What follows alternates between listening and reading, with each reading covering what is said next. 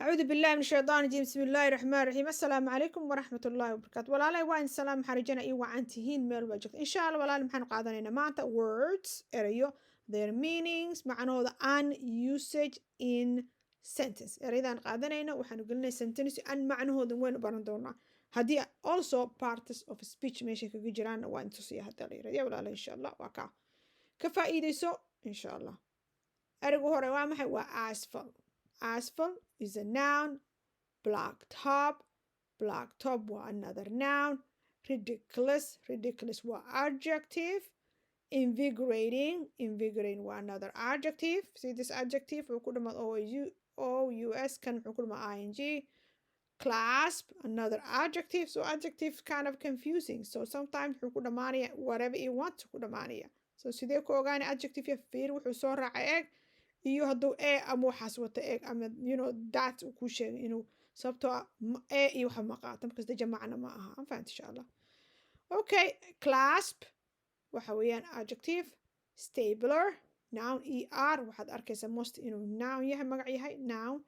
tag up lucy labo marka ay soo raacaan waa phrase insha allah waa verb phrase okay skirt is a noun crinkled adjective slapping verb okay asphalt blacktop ridiculous invigorating clasp stabler tack up skirt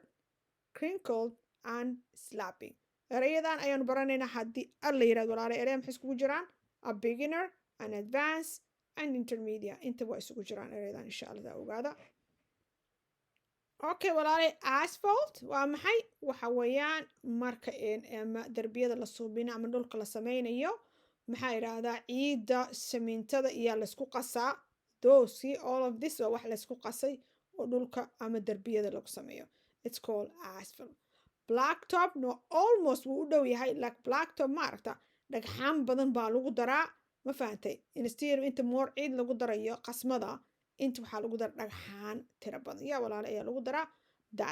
that's ku kala duwan insha allah ridiculous waa maxay wax lala yaabo ama wax lagu qoslo waxaas ridiculous waayo kaste so wax lala yaabo iyo wax lagu qos kind of ridiculous wax lala yaabo uu kaana a little bit u badan yahay because sometimes waxa lala yaabo ka qoslinaya ama kaste so that's ridiculous waxa weyn Soomaali waa macquul ma galayo way waxaan macquul galayn waa markaas wax macquul ma galayo invigorating waa energize refresh alive wax ku farx gelinaya kaa dhigi energy kor aadaya fact you feel alive qofka min waa caafimaad qabta wad faraxsan tahay refreshna saas oo kale waa energized waxa way energy-gaada wax kor geynaya invigorating erigan clasp waa maxay waa qabsasho ama xijin nab marka wax siis maarta school clasp okay stapler this is called stapler warqada marka la isku dhajinaa maarta that's called stapler not only warqada stable way badan mid waa weynaa jiro mid darbiyada xataa darbiyada marka la sameeyo lagu dhajiyaa jiro way kala badan yihiin so this is most of like waxaan isticmaalaa anaga kan sababtoo maxaan qof walba school buu aadaa so we need that one that's called stabler wala af Soomaali I don't know lama hayo af Soomaaligiisa insha allah haddaad af Soomaali u taqaana please let me know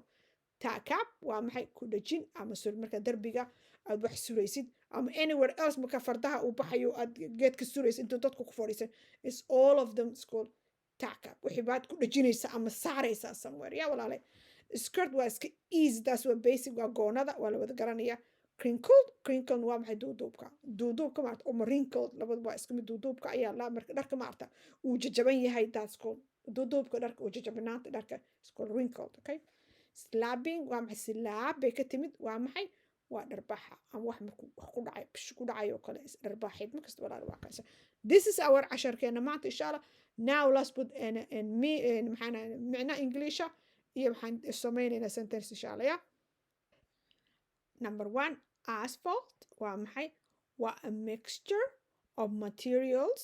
used for surfacing roads or other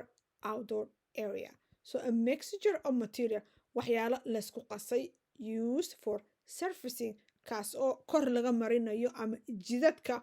ama other outdoor area ama jidadka ama meelo kale oo banaanka markasta walaale ayaa la dhahaa asphalt okay sentence markaan ku darno the workers kuwa hawsha qabanaya the workers kuwa hawsha qaban were waxay ahaayeen using isticmaal a steam roller waa maxay waxa weeyaan markii dhulka maxaa lahaa ama shamiintada waxa la saaro ama laamiga la suubina maarta bahalka weyn ee ka dhig dhulku inuu siman yahay maarta ayaa lahaa steam roller marka muxuu sameeyaa to flatten siduu u ballaariyo the hot asphalt ma jeeda waa ka markii laamiga waxa lagu shubo kulul iyo karkaraya marka kaas baa la marinayaa si uu jidkii u sinaado markasta waa ayaa laga wada walaalay markasta walaalay. Okay, let's do one more time. Asphalt, a mixture of materials used for surfacing roads or other outdoor areas. The sentence, the workers were using a steam roller to flatten the hot asphalt on the road. Jidka, yeah? So dadka meesha ka shaqeynaya jidka ayay waxay ku ballaarinayeen macnaha asfalkii oo kululaa maaragta ay jidka lagu simayay ayay ku simaan jidka sida uu si wax siman jidka u noqdo. Number 2, blacktop, a hard, smooth surface of asphalt used for roads or driveways. So waxaa la wadaa a blacktop is a hard adag yahay smooth surface. That means surface-ka la marina marka la wuxuu noqonaya smooth wax siman buu noqonaya of asphalt. Asphalt wixii lagu daray maarta wixii asphalt-ka ahaa wuu ka adag yahay marka dhagxaadyo dheeraad baa ku jira laakiin jidka wuxuu ka dhigaa marka lagu inta la mariyo laamiga maarta maxaa geedka steam roller u mar jidka wuxuu noqonaya nadiif oo siman buu noqonaya markasta the roadka jidadka oo driveway meesha driveways meesha jidadka gaariga lagu wado. So the new blacktop on the driveway معناها blacktop كعصب أو driveway مش قاري وده لمريه looked great وحو أكمل آدو قروح بدن and was much smoother and معوية إن smooth كسيسة يوكل وده السمية هاي to drive أو سيجاري قلوه مركا قاري وده بمب معنا جك مدريمس وحو نقاني نظيف أو سمن ما dareemaysa inaad jidku socoto waxaad u malaysa in hawada ku socoto si nadiif jidku u yahay marka sidaa ayaa laga wada walaalayaa blacktop a hard jidis qayb waxaa lagu hard waa dhagxan baa lagu daray bad inkastoo dhagxan lagu daray marka jidka laamiga ama meesha loogu talagal la mariyo ka kor baalka la mariyo wuxuu noqonayaa beautiful qurux badan noqonayaa markasta waa saa a hard smooth surface of asphalt used for roads or driveways. The new blacktop on the driveway looked great and was much smoother to drive on. Okay, walaalay? Number 3, ridiculous. Ridiculous, absurdly, this is one adverb, or unbelievably, another adverb, good, bad, crazy, or unfair. So, ereyga ridiculous, lala yaabo, it could be wax fiican wax xun ay noqon karaa so depend sentence-ka meesha kaga jira yaa walaali ayaa laga yaabaa markas ayaa lagu micneynaya marka aan aragno the price of the coffee mug was ridiculous naa muxuu noqonayaa meeshaani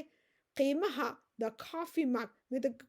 kan shaahiga lagu cabayo oo gaxwada lagu cabayo koobkaas gaxwada lagu cabayo qiimihiisa was ridiculous wax lala yaabo way means unfair qaybta muxuu ku taag unfair xaq ma ahayn weeyaan markaste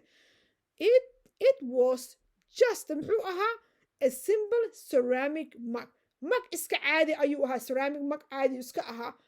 with no special features. Kaasoo aan wax kale lagu darin ama la sharxin la qurxin la midabaynin ma aragta. Weeyaan so that's just a simple wax iska mug oo lagu cabiyo macna gaxad lagu cabiyo iska simple sidee price-kaas u iibinayaan oo kale. Waa kaanabe waa wax lala yaabo markasta walaala insha Allah. Invigorating we're making one feel strong, healthy, and full of energy. So making one feel qof dareemayo inuu strong iyo xoogaysan yahay healthy caafimaad ama full of energy qofkiisa u badan yahay mid wax ku farax gelinayo qofka markuu faraxsan muxuu noqdaa it is beautiful you're glowing you're energized in fact you're smiling that's ayay meeshan ka taagan tahay very something makes you very happy. Okay, so let's see the sentence. The cool breeze on the top of the mountain was invigorating and refreshing. so qabowga breeze qabowga yaroo kusoo dhacaya marka macnaa mountainka kor muu jeedaa muxuu ahaa